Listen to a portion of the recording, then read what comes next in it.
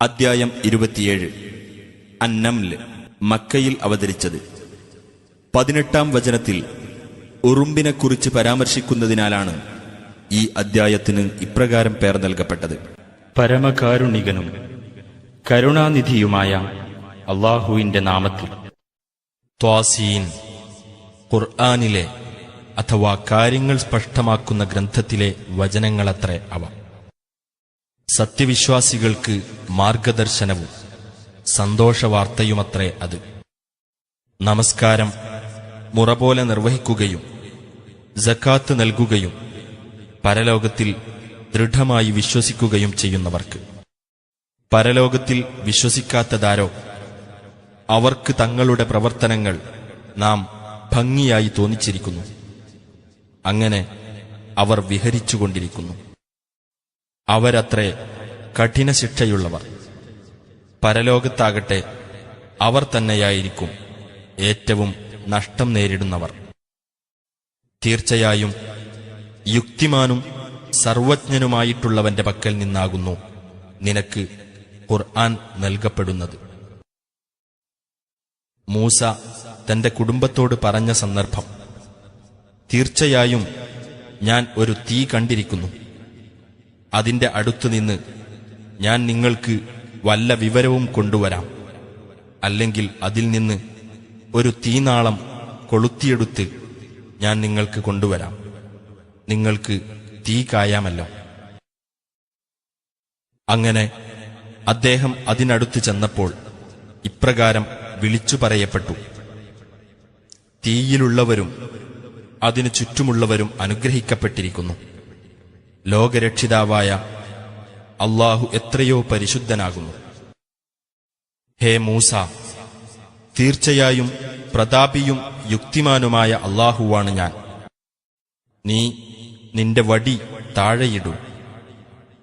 അങ്ങനെ അത് ഒരു സർപ്പമെന്നോണം ചലിക്കുന്നത് കണ്ടപ്പോൾ അദ്ദേഹം പിന്തിരിഞ്ഞോടി. അദ്ദേഹം തിരിഞ്ഞു നോക്കിയില്ല. അല്ലാഹു പറഞ്ഞു: ഹേ മൂസ, നീ ഭയപ്പെടരുത്. ദൂതന്മാർ എന്റെ അടുക്കൽ പേടിക്കേണ്ടതില്ല തീർച്ച. പക്ഷേ വല്ലവനും അക്രമം പ്രവർത്തിക്കുകയും പിന്നീട് തിന്മയ്ക്ക് ശേഷം നന്മയെ പകരം കൊണ്ടുവരികയും ചെയ്താൽ തീർച്ചയായും ഞാൻ ഏറെ പൊറുക്കുന്നവനും കരുണാനിധിയുമാകുന്നു. നീ നിന്റെ കൈ കുപ്പായമാറിലേക്ക് പ്രവേശിപ്പിക്കുക. യാതൊരു കളങ്കവും കൂടാതെ വെളുപ്പു നിറമുള്ളതായിക്കൊണ്ട് അത് പുറത്തുവരും. ഫിർഔന്റെയും അവന്റെ ജനതയുടെയും അടുത്തേക്കുള്ള 9 ദൃഷ്ടാന്തങ്ങളിൽപ്പെട്ടതത്രേ ഇവ. തീർച്ചയായും അവർ ധിക്കാരികളായ ഒരു ജനതയായിരിക്കുന്നു. അങ്ങനെ കണ്ണു തുറപ്പിക്കത്തക്ക നിലയിൽ നമ്മുടെ ദൃഷ്ടാന്തങ്ങൾ അവർക്ക് വന്നെത്തിയപ്പോൾ അവർ പറഞ്ഞു: ഇത് സ്പഷ്ടമായ ജാലവിദ്യ തന്നെയാകുന്നു. അവയെപ്പറ്റി അവരുടെ മനസ്സുകൾക്ക് ദൃഢമായ ബോധ്യം വന്നിട്ടും അക്രമവും അഹങ്കാരവും മൂലം അവരതിനെ നിഷേധിച്ചു കളഞ്ഞു. അപ്പോൾ ആ കുഴപ്പക്കാരുടെ പര്യവസാനം എങ്ങനെയായിരുന്നു എന്ന് നോക്കുക. ദാവൂദിനും സുലൈമാനും നാം വിജ്ഞാനം നൽകുകയുണ്ടായി. തന്റെ വിശ്വാസികളായ ദാസന്മാരിൽ മിക്കവരെക്കാളും ഞങ്ങൾക്ക് ശ്രേഷ്ഠത നൽകിയ അല്ലാഹുവിന് സ്തുതി എന്ന് അവർ ഇരുവരും പറയുകയും ചെയ്തു. സുലൈമാൻ ദാവൂദിന്റെ അനന്തരാവകാശിയായി. അദ്ദേഹം പറഞ്ഞു: ജനങ്ങളെ, പക്ഷികളുടെ ഭാഷ നമുക്ക് പഠിപ്പിക്കപ്പെട്ടിരിക്കുന്നു. എല്ലാ കാര്യങ്ങളിൽ നിന്നും നമുക്ക് നൽകപ്പെടുകയും ചെയ്തിരിക്കുന്നു. തീർച്ചയായും ഇത് തന്നെയാകുന്നു പ്രത്യക്ഷമായ അനുഗ്രഹം. സുലൈമാനു വേണ്ടി ജിന്നിലും മനുഷ്യരിലും പക്ഷികളിലും പെട്ട തന്റെ സൈന്യങ്ങൾ ശേഖരിക്കപ്പെട്ടു. അങ്ങനെ അവരതാ ക്രമപ്രകാരം നിർത്തപ്പെടുന്നു. അങ്ങനെ അവർ ഉറുമ്പിൻ താഴ്വരയിലൂടെ ചെന്നപ്പോൾ ഒരു ഉറുമ്പ് പറഞ്ഞു: ഹേ ഉറുമ്പുകളെ, നിങ്ങൾ നിങ്ങളുടെ പാർപ്പിടങ്ങളിൽ പ്രവേശിച്ചുകൊള്ളുക. സുലൈമാനും അദ്ദേഹത്തിന്റെ സൈന്യങ്ങളും അവർ ഓർക്കാത്ത വിധത്തിൽ നിങ്ങളെ ചവിട്ടിത്തേച്ചു കളയാതിരിക്കട്ടെ.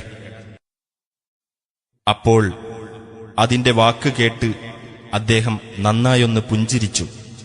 എന്റെ രക്ഷിതാവേ, എനിക്കും എന്റെ മാതാപിതാക്കൾക്കും നീ ചെയ്തു തന്നിട്ടുള്ള നിന്റെ അനുഗ്രഹത്തിന് നന്ദി കാണിക്കുവാനും നീ തൃപ്തിപ്പെടുന്ന സൽക്കർമ്മം ചെയ്യുവാനും എനിക്ക് നീ പ്രചോദനം നൽകണമേ. നിന്റെ കാരുണ്യത്താൽ നിന്റെ സദ്വൃത്തരായ ദാസന്മാരുടെ കൂട്ടത്തിൽ എന്നെ നീ ഉൾപ്പെടുത്തുകയും ചെയ്യണമേ. അദ്ദേഹം പക്ഷികളെ പരിശോധിക്കുകയുണ്ടായി. എന്നിട്ട് അദ്ദേഹം പറഞ്ഞു, എന്തുപറ്റി? മരം കൊത്തിയെ ഞാൻ കാണുന്നില്ലല്ലോ. അഥവാ അത് സ്ഥലം വിട്ടുപോയ കൂട്ടത്തിലാണോ? ഞാനതിന് കഠിന ശിക്ഷ നൽകുകയോ അല്ലെങ്കിൽ അതിനെ അറുക്കുകയോ തന്നെ ചെയ്യും. അല്ലെങ്കിൽ വ്യക്തമായ വല്ല ന്യായവും അതെനിക്ക് ബോധിപ്പിച്ചു തരണം. എന്നാൽ അത് എത്തിച്ചേരാൻ അധികം താമസിച്ചില്ല. എന്നിട്ട് അത് പറഞ്ഞു, താങ്കൾ സൂക്ഷ്മമായി അറിഞ്ഞിട്ടില്ലാത്ത ഒരു കാര്യം ഞാൻ സൂക്ഷ്മമായി മനസ്സിലാക്കിയിട്ടുണ്ട്. സബയിൽ നിന്ന് യഥാർത്ഥമായ ഒരു വാർത്തയും കൊണ്ടാണ് ഞാൻ വന്നിരിക്കുന്നത്. ഒരു സ്ത്രീ അവരെ ഭരിക്കുന്നതായി ഞാൻ കണ്ടെത്തുകയുണ്ടായി. എല്ലാ കാര്യങ്ങളിൽ നിന്നും അവൾക്ക് നൽകപ്പെട്ടിട്ടുണ്ട്. അവൾക്ക് ഗംഭീരമായ ഒരു സിംഹാസനവുമുണ്ട്. അവളും അവളുടെ ജനതയും അല്ലാഹുവിന് പുറമെ സൂര്യന് പ്രണാമം ചെയ്യുന്നതായിട്ടാണ് ഞാൻ കണ്ടെത്തിയത്. പിശാച് അവർക്ക് തങ്ങളുടെ പ്രവർത്തനങ്ങൾ ഭംഗിയായി തോന്നിക്കുകയും അവരെ നേർമാർഗത്തിൽ നിന്ന് തടയുകയും ചെയ്തിരിക്കുന്നു. അതിനാൽ അവർ നേർവഴി പ്രാപിക്കുന്നില്ല. ആകാശങ്ങളിലും ഭൂമിയിലും ഒളിഞ്ഞുകിടക്കുന്നത് പുറത്തുകൊണ്ടുവരികയും നിങ്ങൾ രഹസ്യമാക്കുന്നതും പരസ്യമാക്കുന്നതും അറിയുകയും ചെയ്യുന്നവനായ അല്ലാഹുവിന് അവർ പ്രണാമം ചെയ്യാതിരിക്കുവാൻ വേണ്ടി പിശാച് അങ്ങനെ ചെയ്യുന്നു. മഹത്തായ സിംഹാസനത്തിന്റെ നാഥനായ അല്ലാഹു അല്ലാതെ യാതൊരു ദൈവവുമില്ല. സുലൈമാൻ പറഞ്ഞു, നീ സത്യം പറഞ്ഞതാണോ അതല്ല നീ കള്ളം പറയുന്നവരുടെ കൂട്ടത്തിലായിരിക്കുന്നുവോ എന്ന് നാം നോക്കാം.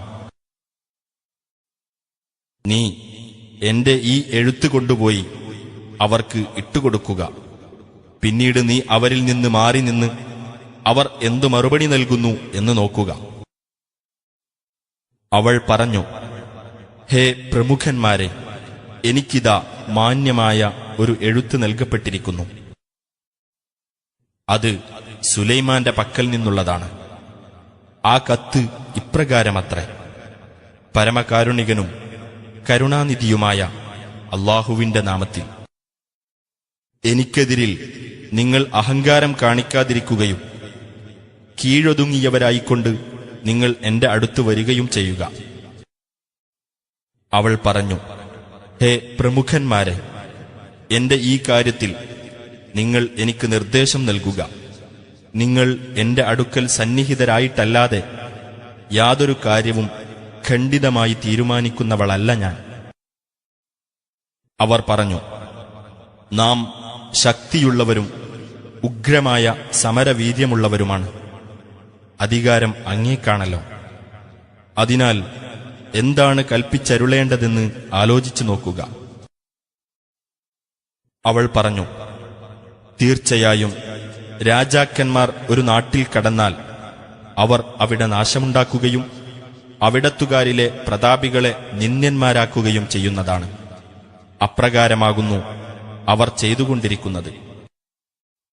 ഞാൻ അവർക്ക് ഒരു പാരിതോഷികം കൊടുത്തയച്ചിട്ട് എന്തൊരു വിവരവും കൊണ്ടാണ് ദൂതന്മാർ മടങ്ങിവരുന്നതെന്ന് നോക്കാൻ പോകുകയാണ്. അങ്ങനെ ദൂതൻ സുലൈമാന്റെ അടുത്ത് ചെന്നപ്പോൾ അദ്ദേഹം പറഞ്ഞു, നിങ്ങൾ സമ്പത്ത് തന്ന് എന്നെ സഹായിക്കുകയാണോ? എന്നാൽ എനിക്ക് അല്ലാഹു നൽകിയിട്ടുള്ളതാണ് നിങ്ങൾക്കവൻ നൽകിയിട്ടുള്ളതിനേക്കാൾ ഉത്തമം. പക്ഷേ നിങ്ങൾ നിങ്ങളുടെ പാരിതോഷികം കൊണ്ട് സന്തോഷം കൊള്ളുകയാകുന്നു. നീ അവരുടെ അടുത്തേക്ക് തന്നെ മടങ്ങിച്ചെല്ലുക. തീർച്ചയായും അവർക്ക് നേരിടുവാൻ കഴിയാത്ത സൈന്യങ്ങളെയും കൊണ്ട് നാം അവരുടെ അടുത്ത് ചെല്ലുകയും നിന്ദ്യരും അപമാനിതരുമായ നിലയിൽ അവരെ നാം അവിടെ നിന്ന് പുറത്താക്കുകയും ചെയ്യുന്നതാണ്. സുലൈമാൻ പറഞ്ഞു, ഹേ പ്രമുഖന്മാരെ, അവർ കീഴൊതുങ്ങിക്കൊണ്ട് എന്റെ അടുത്തു വരുന്നതിനു മുമ്പായി നിങ്ങളിൽ ആരാണ് അവളുടെ സിംഹാസനം എനിക്ക് കൊണ്ടുവന്നു തരിക? ജിന്നുകളുടെ കൂട്ടത്തിലുള്ള ഒരു മല്ലൻ പറഞ്ഞു, അങ്ങയുടെ ഈ സദസ്സിൽ നിന്ന് എഴുന്നേൽക്കുന്നതിനു മുമ്പായി ഞാനത് അങ്ങേക്ക് കൊണ്ടുവന്നു തരാം. തീർച്ചയായും ഞാനതിന് കഴിവുള്ളവനും വിശ്വസ്തനുമാകുന്നു.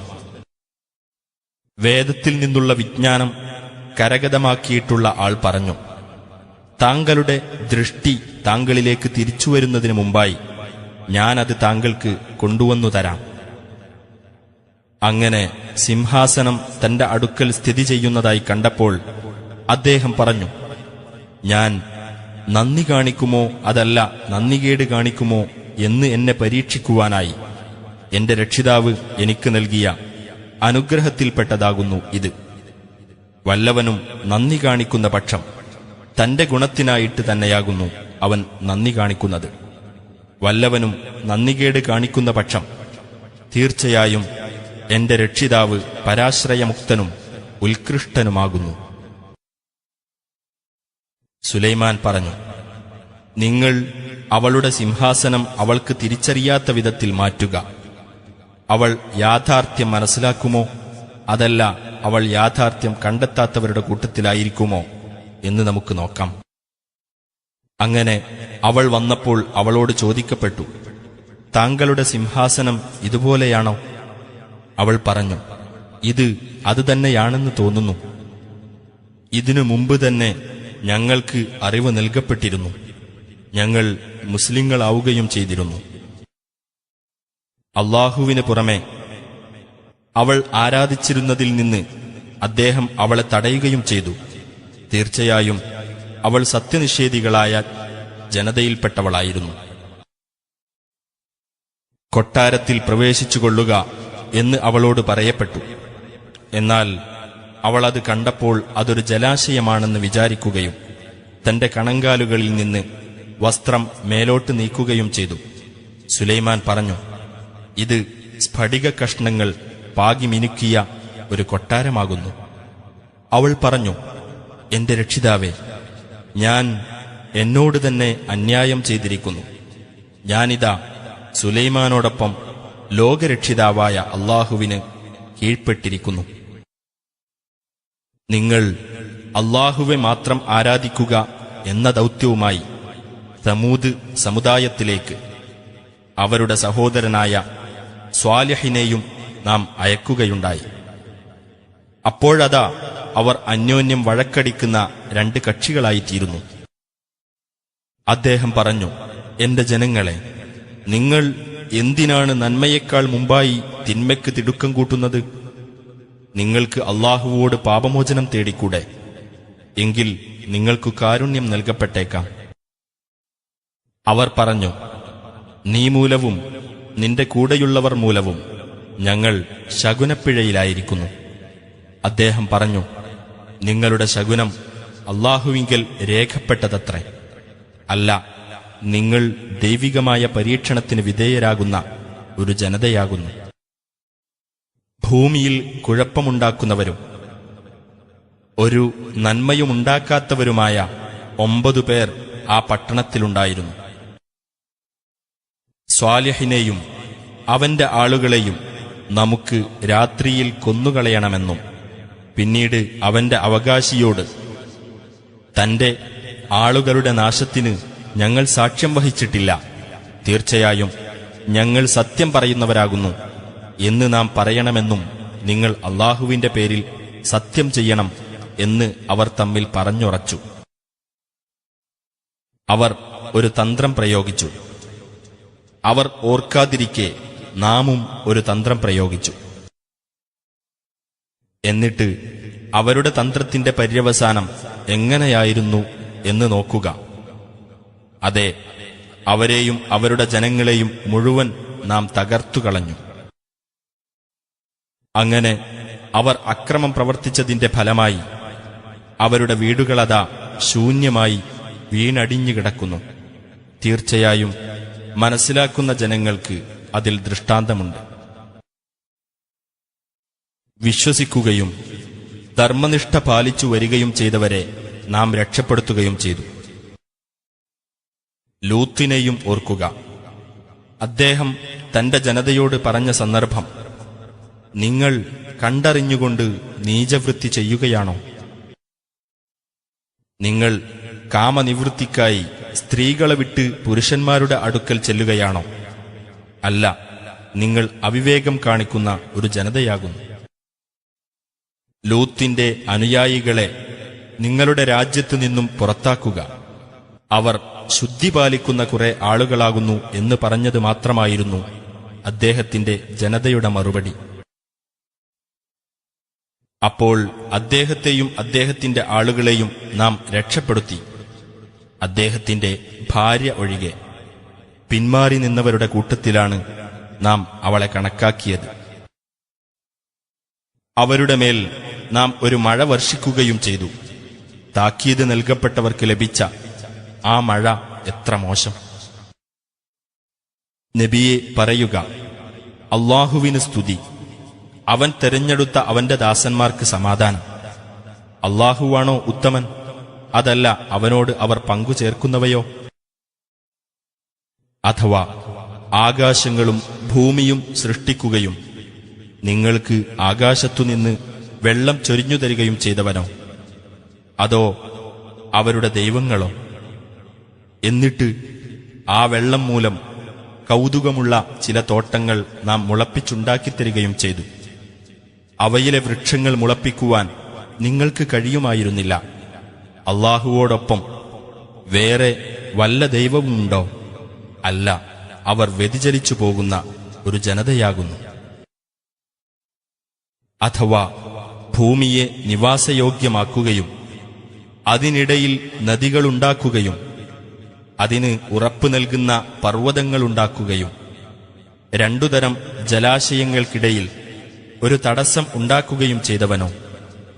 അതോ അവരുടെ ദൈവങ്ങളോ? അല്ലാഹുവോടൊപ്പം മറ്റു വല്ല ദൈവവുമുണ്ടോ? അല്ല, അവരിൽ അധിക പേരും അറിയുന്നില്ല. അഥവാ കഷ്ടപ്പെട്ടവൻ വിളിച്ചു പ്രാർത്ഥിച്ചാൽ അവന് ഉത്തരം നൽകുകയും വിഷമം നീക്കിക്കൊടുക്കുകയും നിങ്ങളെ ഭൂമിയിൽ പ്രതിനിധികളാക്കുകയും ചെയ്യുന്നവനാണോ? അതല്ല അവരുടെ ദൈവങ്ങളോ? അല്ലാഹുവോടൊപ്പം വേറെ വല്ല ദൈവവുമുണ്ടോ? കുറച്ചു മാത്രമേ നിങ്ങൾ ആലോചിച്ചു മനസ്സിലാക്കുന്നുള്ളൂ. അഥവാ കരയിലെയും കടലിലെയും അന്ധകാരങ്ങളിൽ നിങ്ങൾക്ക് വഴി കാണിക്കുകയും തന്റെ കാരുണ്യത്തിനു മുമ്പിൽ സന്തോഷസൂചകമായി കാറ്റുകൾ അയക്കുകയും ചെയ്യുന്നവനോ? അതല്ല നിങ്ങളുടെ ദൈവങ്ങളോ? അല്ലാഹുവോടൊപ്പം മറ്റു വല്ല ദൈവവുമുണ്ടോ? അവർ പങ്കുചേർക്കുന്നതിനെല്ലാം അല്ലാഹു അതീതനായിരിക്കുന്നു. അഥവാ സൃഷ്ടി ആരംഭിക്കുകയും പിന്നീട് അത് ആവർത്തിക്കുകയും ആകാശത്തുനിന്നും ഭൂമിയിൽ നിന്നും നിങ്ങൾക്ക് ഉപജീവനം നൽകുകയും ചെയ്യുന്നവനോ? അതല്ല അവരുടെ ദൈവങ്ങളോ? അല്ലാഹുവോടൊപ്പം വേറെ വല്ല ദൈവവുമുണ്ടോ? നബിയെ പറയുക, നിങ്ങൾ സത്യവാൻമാരാണെങ്കിൽ നിങ്ങൾക്കുള്ള തെളിവ് നിങ്ങൾ കൊണ്ടുവരിക. നബിയെ പറയുക, ആകാശങ്ങളിലും ഭൂമിയിലും ഉള്ളവരാരും അദൃശ്യകാര്യം അറിയുകയില്ല അല്ലാഹുവല്ലാതെ. തങ്ങൾ എന്നാണ് ഉയർത്തെഴുന്നേൽപ്പിക്കപ്പെടുക എന്നും അവർക്കറിയില്ല. അല്ല, അവരുടെ അറിവ് പരലോകത്തിൽ എത്തി നിൽക്കുകയാണ്. അല്ല, അവർ അതിനെപ്പറ്റി സംശയത്തിലാകുന്നു. അല്ല, അവർ അതിനെപ്പറ്റി അന്ധതയിൽ കഴിയുന്നവരത്രേ. അവിശ്വസിച്ചവർ പറഞ്ഞു, ഞങ്ങളും ഞങ്ങളുടെ പിതാക്കളുമൊക്കെ മണ്ണായി കഴിഞ്ഞാൽ ഞങ്ങൾ ശവകുടീരങ്ങളിൽ നിന്ന് പുറത്തു കൊണ്ടുവരപ്പെടുന്നവരാണെന്നോ? ഞങ്ങളോടും മുമ്പ് ഞങ്ങളുടെ പിതാക്കളോടും ഇപ്രകാരം വാഗ്ദാനം ചെയ്യപ്പെടുകയുണ്ടായിട്ടുണ്ട്. പൂർവികന്മാരുടെ ഇതിഹാസങ്ങൾ മാത്രമാകുന്നു ഇത്.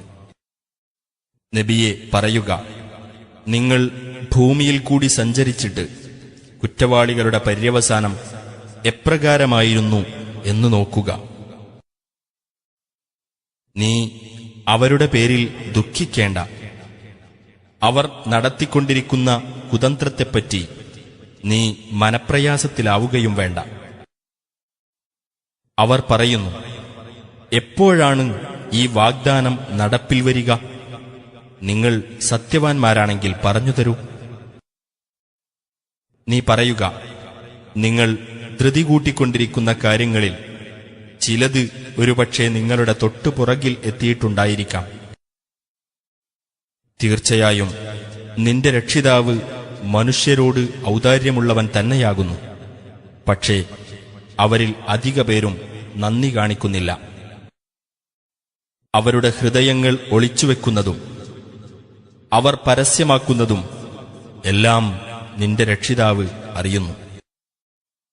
ആകാശത്തിലോ ഭൂമിയിലോ മറഞ്ഞുകിടക്കുന്ന യാതൊരു കാര്യവും സ്പഷ്ടമായ ഒരു രേഖയിൽ രേഖപ്പെടുത്താതിരുന്നിട്ടില്ല.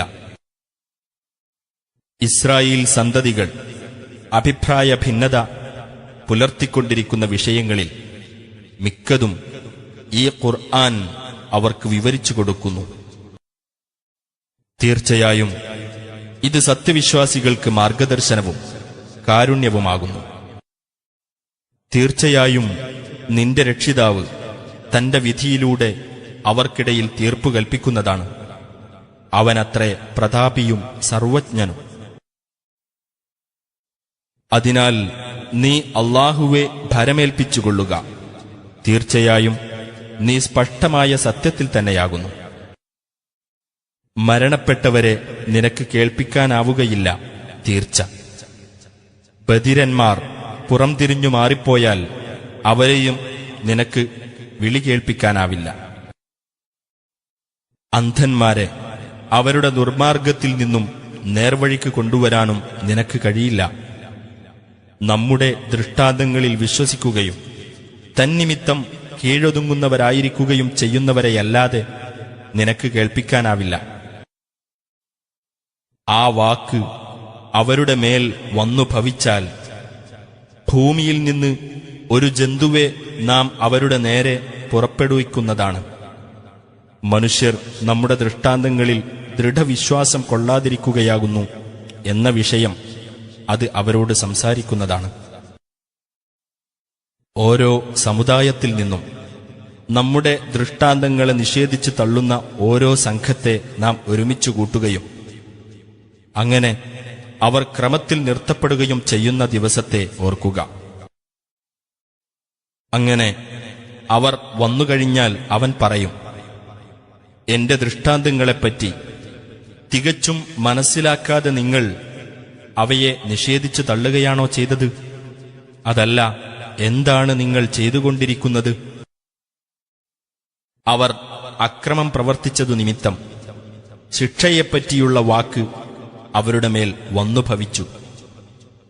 അപ്പോൾ അവർ യാതൊന്നും ഉരിയാടുകയില്ല. രാത്രിയെ നാം അവർക്ക് സമാധാനമടയാനുള്ളതാക്കുകയും പകലിനെ പ്രകാശമുള്ളതാക്കുകയും ചെയ്തിരിക്കുന്നു എന്നവർ കണ്ടില്ലേ? വിശ്വസിക്കുന്ന ജനങ്ങൾക്ക് തീർച്ചയായും അതിൽ ദൃഷ്ടാന്തങ്ങളുണ്ട്. കാഹളത്തിൽ ഊതപ്പെടുന്ന ദിവസത്തെ ഓർക്കുക. അപ്പോൾ ആകാശങ്ങളിലുള്ളവരും ഭൂമിയിലുള്ളവരും ഭയവിഹ്വലരായി പോകും, അല്ലാഹു ഉദ്ദേശിച്ചവരൊഴികെ. എല്ലാവരും എളിയവരായിക്കൊണ്ട് അവന്റെ അടുത്ത് ചെല്ലുകയും ചെയ്യും. പർവ്വതങ്ങളെ നീ കാണുമ്പോൾ അവ ഉറച്ചു നിൽക്കുന്നതാണ് എന്ന് നീ ധരിച്ചു പോകും. എന്നാൽ അവ മേഘങ്ങൾ ചലിക്കുന്നത് പോലെ ചലിക്കുന്നതാണ്. എല്ലാ കാര്യവും കുറ്റമറ്റതാക്കി തീർത്ത അല്ലാഹുവിന്റെ പ്രവർത്തനമത്രേ അത്. തീർച്ചയായും അവൻ നിങ്ങൾ പ്രവർത്തിക്കുന്നതിനെപ്പറ്റി സൂക്ഷ്മമായി അറിയുന്നവനാകുന്നു. ആർ നന്മയും കൊണ്ടുവന്നോ അവന് അന്ന് അതിനേക്കാൾ ഉത്തമമായത് ഉണ്ടായിരിക്കും. അന്ന് ഭയവിഹ്വലതയിൽ നിന്ന് അവർ സുരക്ഷിതരായിരിക്കുകയും ചെയ്യും. ആർ തിന്മയും കൊണ്ടുവന്നുവോ അവർ നരകത്തിൽ മുഖം കുത്തി വീഴ്ത്തപ്പെടുന്നതാണ്. നിങ്ങൾ പ്രവർത്തിച്ചുകൊണ്ടിരുന്നതിനല്ലാതെ നിങ്ങൾക്ക് പ്രതിഫലം നൽകപ്പെടുമോ?